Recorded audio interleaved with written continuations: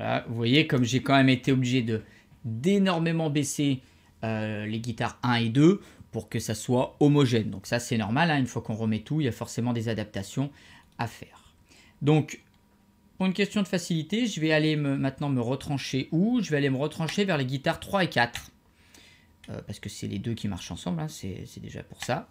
Et pareil, je vais créer un groupe avec 3 et 4 et je vais créer un auxiliaire stéréo que je vais renommer Submix GTR, GTR 3-4. D'accord?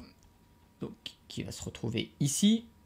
Je vais prendre mes guitares 3, guitare 4 et je vais les envoyer via une liaison interne disponible vers mon auxiliaire stéréo. Je renomme aussi ma liaison interne.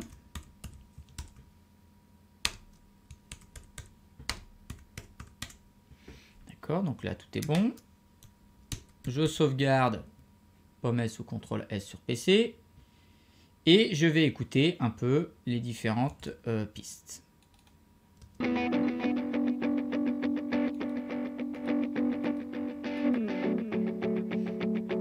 voilà, une guitare disto un peu déléifiée. Donc je vais ouvrir ça. Clairement, je vais ouvrir ce genre de piste.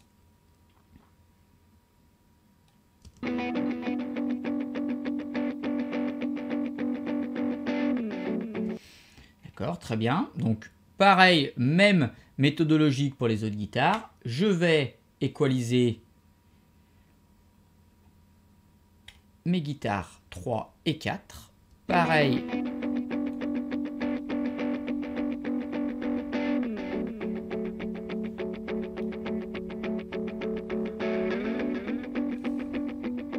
Vous voyez, je suis très haut là, hein, sur ces guitares. Pourquoi? Parce que j'ai pas besoin du bas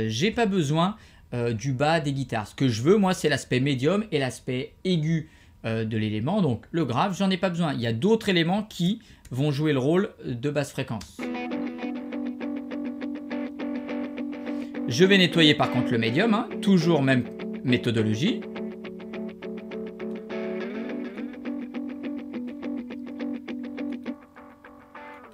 On est bien au bon endroit.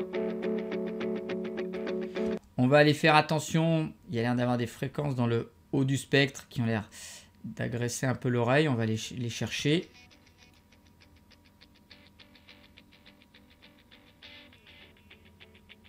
Vous voyez là, 3,2 kg.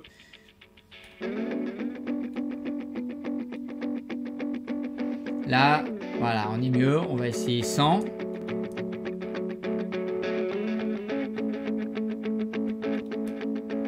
Vous voyez, on a quand même un nettoyage qui est relativement flagrant sans perdre l'élément. Parce qu'attention, je le redis encore, on nettoie fréquentiellement des sources sonores, mais sans se dire on ne reconnaît plus l'élément. Non, c'est pas le but. C'est vraiment nettoyer pour que l'élément trouve sa place ensuite naturellement dans le mixage. D'accord? Donc là, au niveau de l'EQ, on est bon.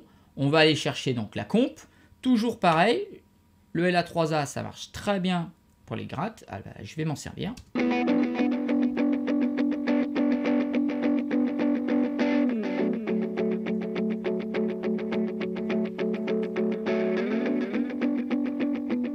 Vous voyez, moi c'est ce que j'appelle faire frétiller l'aiguille, c'est-à-dire, vous voyez que j'ai pas collé encore l'aiguille à gauche, donc j'ai pas écrasé les guitares, mais par contre, grâce à ça, l'aiguille frétille, grâce au réglage que j'ai fait, et du coup, par rapport au type de partie de guitare qui est jouée, j'ai quelque chose d'hyper percussif qui avance.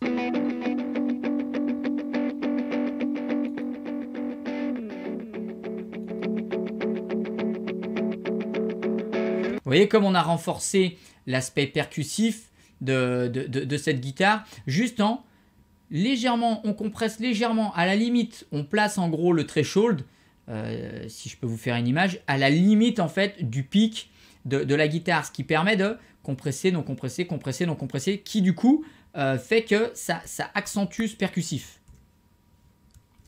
Donc,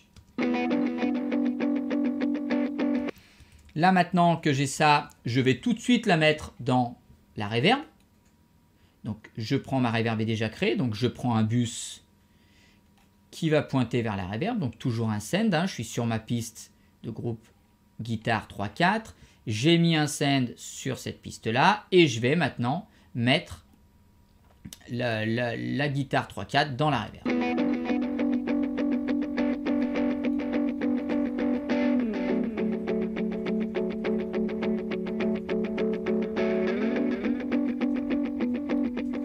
Ces guitares, ça supporte toujours plus hein, l'aspect FX de la reverb, hein, parce que c'est déjà une guitare qui a de l'FX, donc on peut les pousser légèrement plus, je dis bien légèrement plus, mais sans trop abuser non plus. Donc là, on va voir avec les autres si ça peut marcher.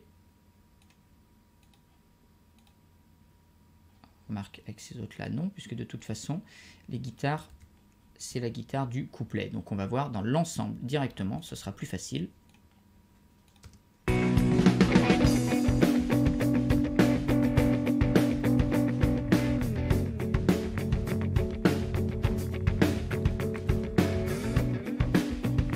On va resserrer un peu la stéréo. Parce que malgré qu'on l'ait resserré sur les pistes, j'aimerais bien resserrer un peu celui du groupe.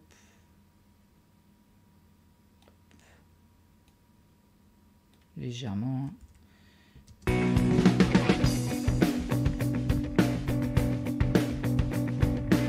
peut même se faire une liaison avec les guitares d'avant.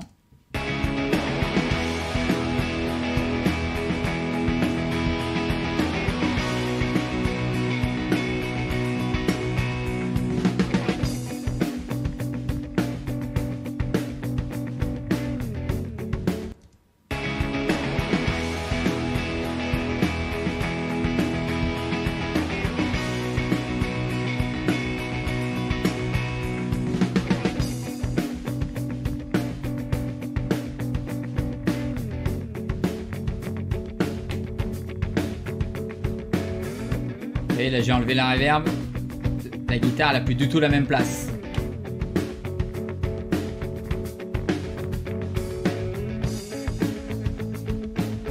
Donc là, on est en train de construire quelque chose de très bien. Donc là j'ai fait ces guitares là, ensuite avec ces guitares là du coup, puisque ça s'enchaîne, plus les guitares heavy. Il va falloir que j'aille voir les guitares thèmes, les guitares qui sont d'ailleurs au début, notamment le thème 1. Donc je vais aller voir ce qui s'y passe et surtout me dire voilà, là j'ai cette guitare toute seule, donc il va falloir que je la mette en opposition à celle-là, ou alors du même côté, il va falloir que je vois. Donc j'écoute l'autre.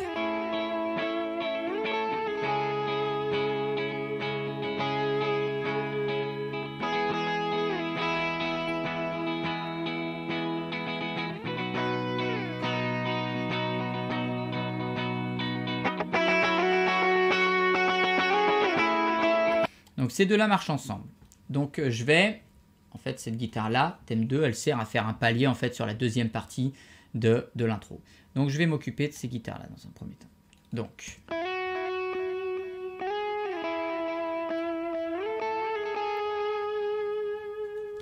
pareil, pour guitare thème 1 et guitare thème 2, je vais faire un auxiliaire stéréo pour les regrouper, que je vais appeler donc submix GTR thème, TH.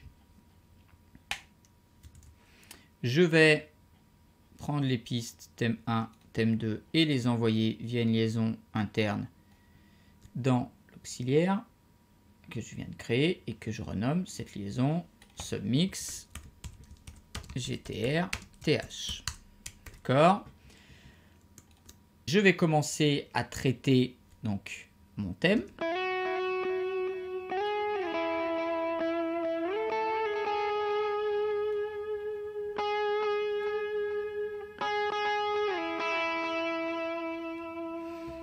Voilà, là j'entends clairement des fréquences qui vont m'agresser l'oreille. Voilà, là j'y étais clairement.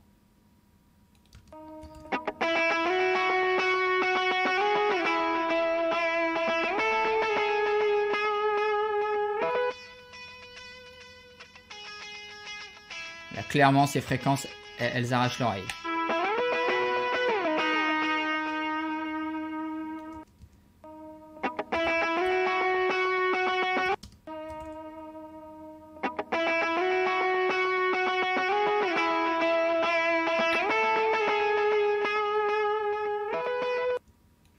On va aller voir dans le médium aussi. Hop, ce qu'ici.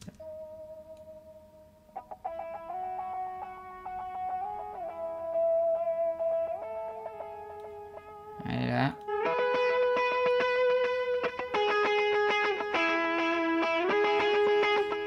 Là, ça va pas être de trop, hein, donc on a vraiment creusé donc dans le haut médium, d'accord, à la limite entre le haut médium et l'aigu. Mais là, c'était vraiment pour le coup indispensable parce que ça faisait vraiment mal à l'oreille. Hein. Là, on a fait quelque chose de relativement large en termes de correction, mais là, c'était une obligation. Je vais aller compresser.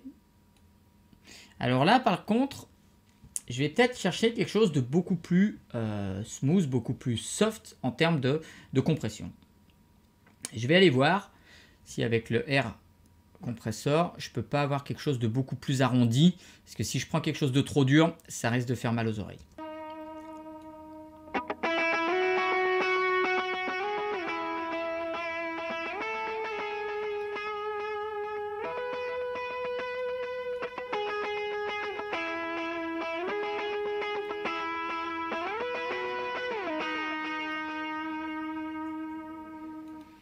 Donc là, clairement, j'ai pris un autre parti concernant la compression. Là, j'ai vraiment plus écrasé mes guitares.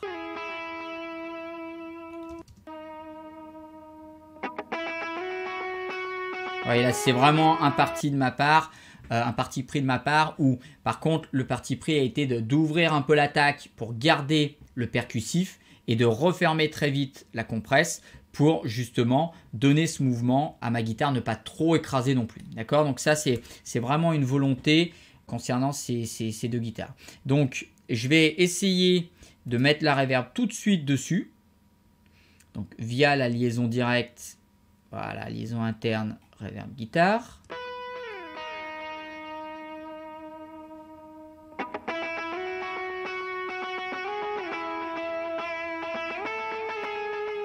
Et je vais l'orienter du côté.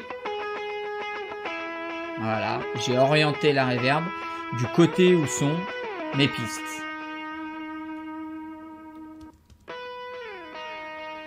On va essayer dans un global, hein, c'est important. Hein. Donc, je rappelle que la reverb que j'utilise là pour les guitares, c'est la même pour tous les types de guitares, hein, que ça soit la guitare 1, 2, 3, 4 et V. Je suis toujours sur la même reverb. D'accord, ici, de guitare. J'ai une reverb, entre guillemets, centrale pour mes guitares. Je vais réécouter ça.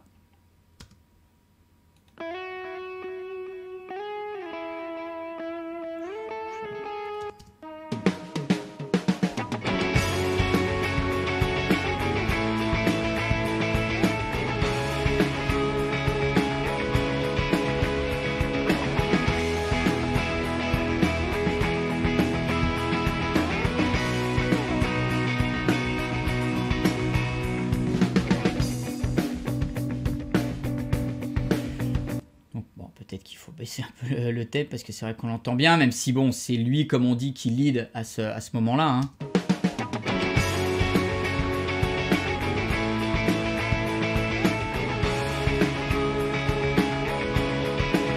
Vous voyez, le thème, il s'intègre quand même relativement bien là, dans les réglages que j'ai fait. Hein. Mais encore une fois, c'est parce que j'ai nettoyé de manière un peu drastique le médium et le haut médium de mes fréquences. Donc ça...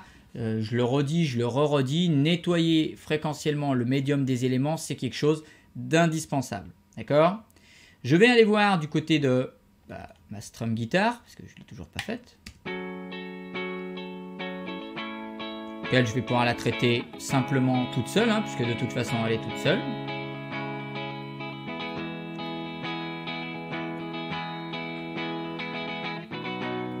Pareil, des fréquences vers les...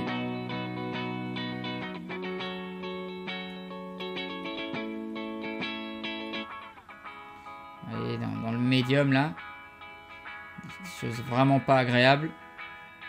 Vous les entendez là? On y arrive. On y arrive. Voilà, on est vers les 2 kg. Voilà, ça c'est quand même plus agréable. Hein.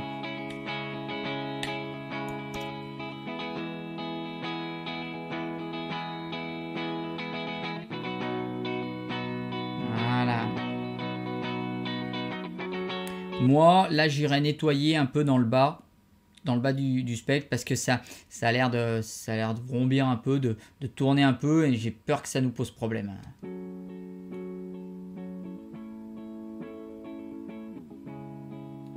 Ouais, par là.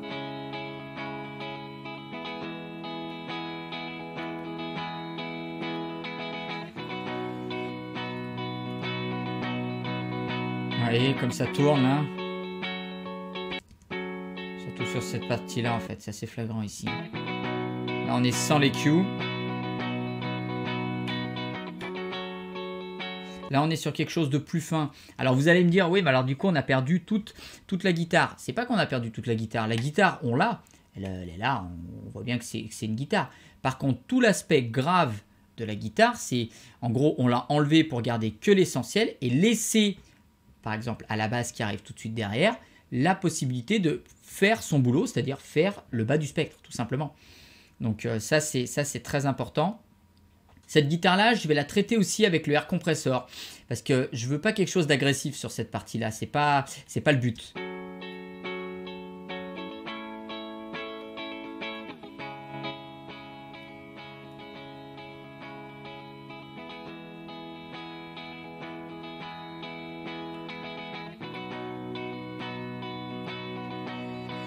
Un peu même parti pris que sur la guitare thème 1, je suis sur quelque chose où je veux pas écraser la guitare, je veux la tenir tout en ayant un aspect percutant sans trop écraser.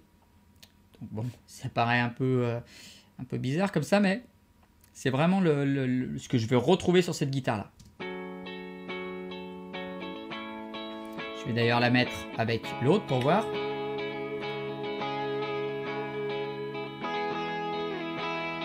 Je vais aussi rajouter la reverb tout de suite pour pas me retrouver entre guillemets, j'allais dire perturbé par le fait que j'ai pas les mêmes plans sonores sur les guitares. Donc bien sûr, hein, comme pour toutes les autres pistes de guitare, j'ai fait un send donc en utilisant donc le bus, la liaison directe, qui pointait vers Rêve Guitare. Ça change pas. J'ai une guitare centrale, j'ai dit pour toutes les guitares.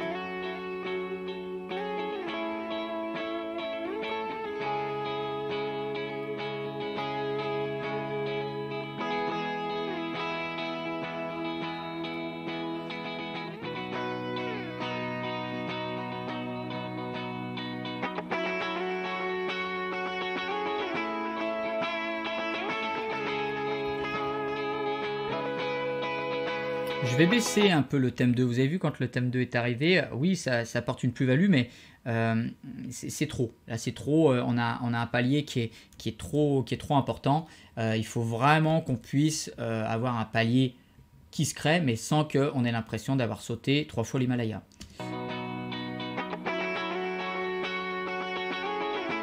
Voilà, vous voyez là la différence?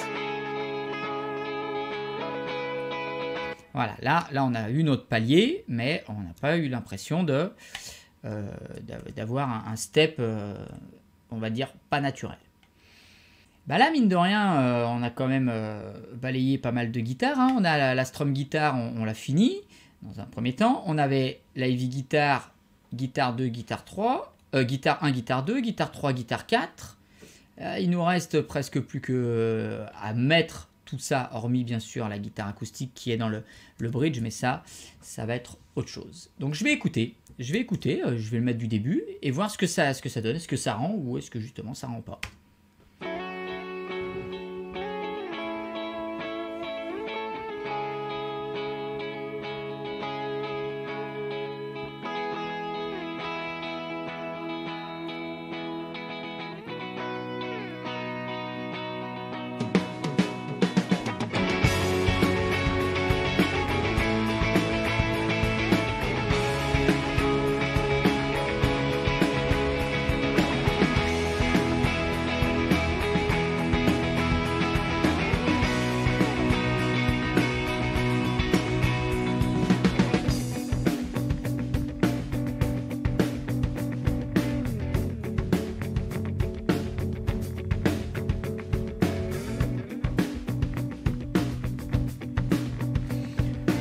Ça se passe relativement bien.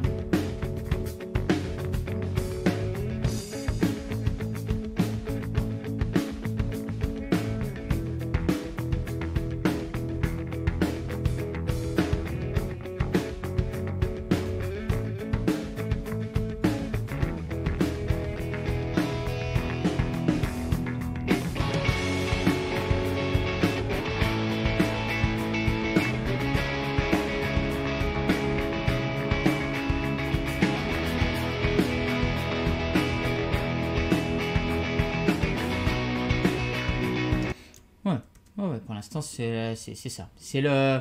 C'est l'idée que j'en avais, c'est-à-dire un départ calme, entre guillemets, hein, avec cette guitare un peu balayage, cette guitare déléifiée. On prend un palier ici avec l'Ivy, donc avec la SAT, plus la deuxième guitare thème, plus la guitare clean qui fait clean crunch. Donc on prend ce palier, on redescend bien sûr, parce qu'on est sur le couplet, donc on ne peut pas remonter, hein, c'est pas possible. Donc on redescend légèrement, on se fait quelque chose de plus calme, parce qu'on verra par la suite que sur cette partie-là, c'est pas la guitare qui drive, c'est le piano. Donc c'est important, là, c'est pas cette guitare-là qui est censée mener la partie, c'est le piano.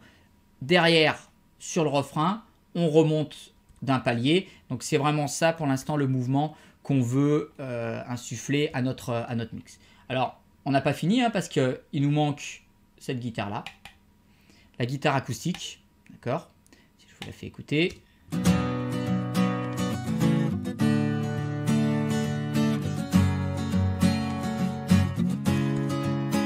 Donc, la guitare acoustique, vous voyez, elle est un peu quand même, elle est un peu dure, mais elle est aussi dure parce que la guitare acoustique, il y a quand même pas mal d'harmoniques. Là, ça tape quand même relativement fort.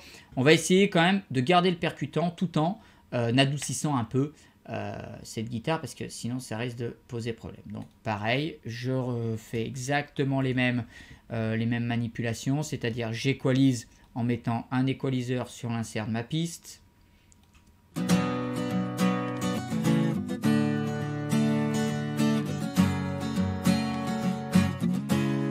Bien sûr, là, j'ai pas besoin du grave, hein, de la guitare.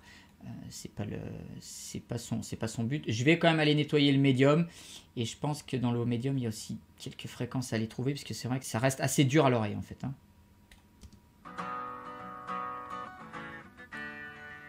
Oh oui, regardez. Oh oui, regardez là, 2,5 kg.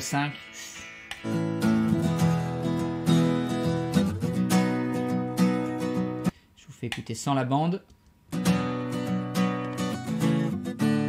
Et avec la bande. Attention, on n'a pas perdu le percutant, hein. Mais par contre, vous avez vu comme on a adouci la perception qu'on avait de la guitare. C'est-à-dire qu'on avait quelque chose qui nous paraissait relativement dur. Et là, déjà, la guitare, comme on dit, elle s'est détendue un peu. On a quelque chose de beaucoup moins agressif. Il reste quand même quelques fréquences à aller chercher, hein. Je pense notamment dans l'aigu, voire à la limite du haut médium. Parce que vraiment, ça pique un peu l'oreille.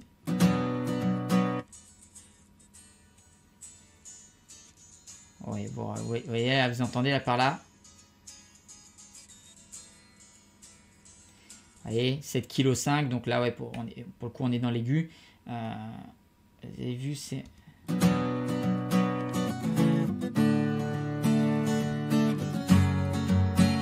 Il n'y a pas photo là. Là, regardez, sans les Q, on a quelque chose d'hyper dur, de vraiment pas agréable à l'oreille. Et avec...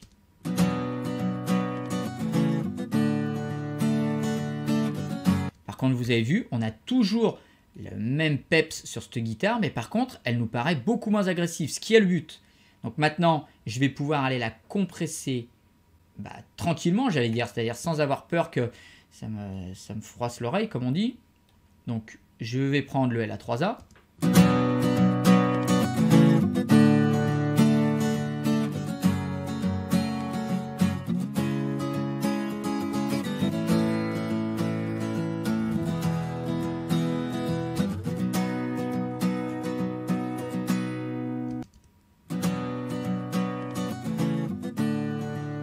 Vous voyez que le LA3A a un peu redurci ma guitare dans la perception que j'en ai, mais pas au point que ça soit trop agressif. Donc là, j'ai bien ce que je voulais, j'ai gardé le peps, hein.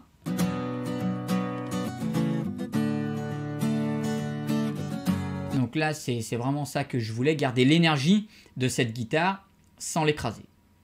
Donc j'ai fait les Q, j'ai fait la compresse, donc j'ai pris le LA3A. Maintenant, je vais tout simplement prendre la même reverb, hein. Je répète, j'ai une reverb centrale pour toutes mes guitares.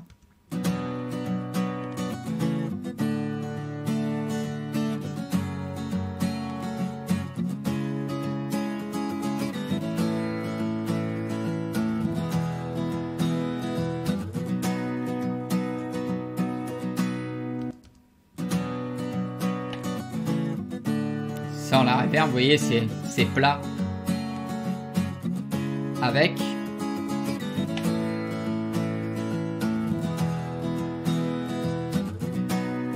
Vous voyez l'ampleur que prend ma guitare acoustique quand je mets la reverb. Voilà, au début elle est toute sèche. Bon, elle est bien jouée, mais elle est toute sèche, il n'y a pas d'ampleur. Là, voilà, je mets la reverb, il y a de l'ampleur. Donc ça, c'est vraiment quelque chose de bien. Je vais donc du coup maintenant voir avec le reste ce que ça peut donner. Je vais aussi, avant de vous faire écouter, refermer un peu la stéréo de cette guitare acoustique parce que ça me paraît trop large pour... déjà pour l'élément que c'est-à-dire la guitare acoustique, et surtout pour le peu qu'elle joue par rapport au titre. Donc je vais plutôt la refermer un peu et je vais écouter.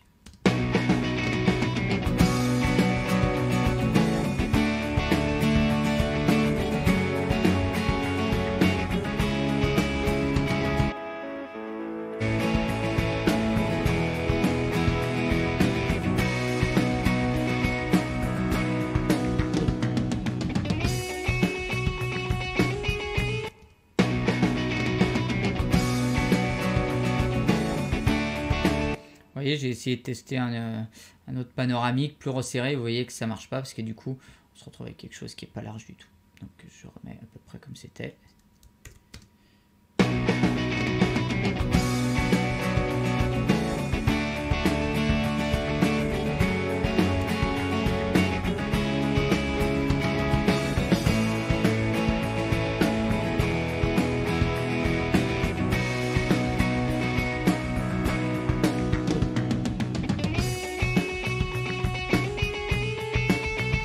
Voilà, donc là, je suis à peu près bon sur l'ensemble de mes guitares par rapport à mon mix. Donc on voit bien que, première étape, on a essayé de voir les guitares qui fonctionnaient ensemble. Deuxième étape, on a traité d'abord les guitares qui fonctionnaient ensemble. Et puis, j'ai créé ensuite une reverb. Cette reverb, c'était une reverb centrale pour l'intégralité de mes guitares, d'accord ? Et j'ai agencé mes guitares de telle sorte à ce que ça soit cohérent et fluide dans mon mix. On a vu que j'avais fait un gros travail de nettoyage du fréquentiel sur le médium global du spectre de mes guitares. C'est indispensable si vous voulez qu'ensuite la voix puisse se poser de manière cohérente sur l'instru.